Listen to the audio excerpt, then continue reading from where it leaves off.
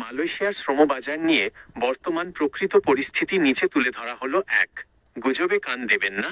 ভুয়া তারিখ 10 আগস্ট থেকে কলিং ভিসা খোলা এবং 25 আগস্ট থেকে মেডিকেল শুরু হওয়ার মতো খবরগুলোর কোনো সরকারি সত্যতা নেই। ইউটিউব ও ফেসবুকের কিছু চ্যানেল ভিউ পাওয়ার উদ্দেশ্যে এসব প্রচার করছে। অগ্রিম টাকা লেনদেন বন্ধ রাখুন। কলিং ভিসা চালু হয়েছে বা শীঘ্রই খোলার দোহাই দিয়ে কোনো দালাল বা এজেন্সিকে পাসপোর্ট বা অগ্রিম টাকা জমা দেওয়া থেকে বিরত থাকুন। 2, বর্তমান অফিসিয়াল আপডেট। সরকার পর্যায়ের আলোচনা। দুই দেশের উচ্চ পর্যায়ের প্রতিনিধি দলের মধ্যে কোটা উন্মুক্তকরণ, সিন্ডিকেট বিলোপ এবং কর্মীদের অভিবাসন খরচ কমানো নিয়ে নিয়মিত আলোচনা চলছে। শ্রমবাজার পুনর্গঠন। মালয়েশিয়া সরকার তাদের অভ্যন্তরীণ শ্রমবাজার সংস্কার ও কোটা ব্যবস্থাপনার কাজ করছে। চুক্তি ও শর্ত চূড়ান্ত হলে বাংলাদেশ সরকার ও প্রবাসী কল্যাণ মন্ত্রণালয়ের মাধ্যমে আনুষ্ঠানিকভাবে বিজ্ঞপ্তি জারি করা হবে। সতর্কবার্তা: যে কোনো আপডেট জানতে শুধুমাত্র জনশক্তি কর্মসংস্থান ও প্রশিক্ষণ ব্যুরো (BMET) অথবা বাংলাদেশ প্রবাসী কল্যাণ ও বৈদেশিক কর্মসংস্থান মন্ত্রণালয়ের অফিসিয়াল নোটিশ ও ওয়েবসাইট অনুসরণ করুন। মালয়েশিয়ার শ্রমবাজার পুনরায় খুলে দেওয়া নিয়ে সোশ্যাল মিডিয়া ও বিভিন্ন মাধ্যমে এই খবরটি বেশ আলোচনা তৈরি করেছে।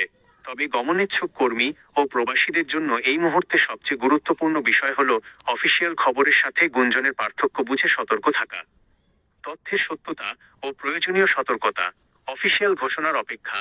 বাংলাদেশ সরকার, প্রবাসী কল্যাণ ও বৈদেশিক কর্মসংস্থান মন্ত্রণালয় বাই BMET অথবা মালয়েশিয়ার মানব সম্পদ মন্ত্রণালয় বা স্বরাষ্ট্র মন্ত্রণালয়ের পক্ষ থেকে 10 আগস্ট বা 25 আগস্ট সম্বলিত কোনো আনুষ্ঠানিক গ্যাজেট বা প্রেস রিলিজ এসেছে কিনা তা যাচাই করা প্রয়োজন। সরকারি নোটিশ ছাড়া কোনো নির্দিষ্ট তারিখকে চূড়ান্ত ধরে নেওয়া ঝুঁকিপূর্ণ। আর্থিক লেনদেনে সতর্কতা।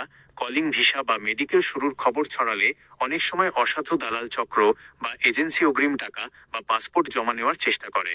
সরকারি অনুমোদন এবং বৈধ ভিসার নিশ্চয়তা ছাড়া কোথাও কোনো লেনদেন করা উচিত নয়। মেডিকেল প্রক্রিয়া। মালয়েশিয়ার জন্য নির্ধারিত স্বাস্থ্য পরীক্ষা কেবল সরকার অনুমোদিত ও তালিকাভুক্ত মেডিকেল সেন্টারগুলোর মাধ্যমে এবং নির্দিষ্ট সিস্টেম যেমন FOMEMA বা অফিসিয়াল পোর্টাল ট্র্যাক করে সম্পন্ন হয়। অনানুষ্ঠানিক কোনো মাধ্যমে মেডিকেল করিয়ে প্রতারিত হওয়ার সুযোগ থাকে। যে কোনো বড় সিদ্ধান্ত নেওয়ার আগে প্রবাসী কল্যাণ মন্ত্রণালয়ের অফিসিয়াল ওয়েবসাইট বা BMET, জনশক্তি কর্মসংস্থান ও প্রশিক্ষণ ব্যুরো এর বিজ্ঞপ্তি নিয়মিত পর্যবেক্ষণ করাই সবচেয়ে নিরাপদ মাধ্যম।